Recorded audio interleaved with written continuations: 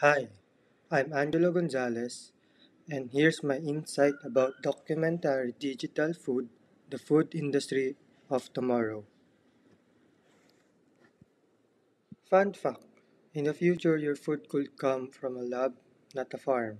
Lab grown meat is created from real animal cells, no need to raise or slaughter animal. What is digital food all about? Digital food is the use of technology like 3D printing, robotics, and artificial intelligence to produce, manage, and distribute food. It's a modern way of creating food that is more efficient, sustainable, and personalized of our needs. Advantages and disadvantages of digital food. Some benefits of digital food include reducing food waste, saving natural resources, and improving food safety.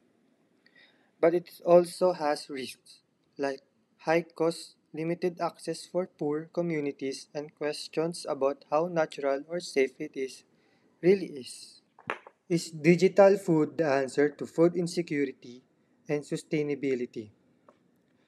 Digital food can help fight food insecurity by making food more available and reducing waste.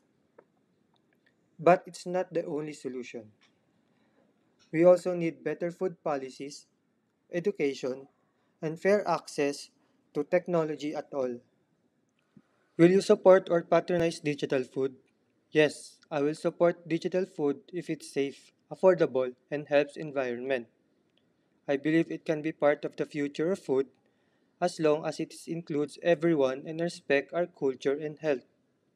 Fun fact: did you know that 3D printers can now print pizzas, chocolates, and even sushi?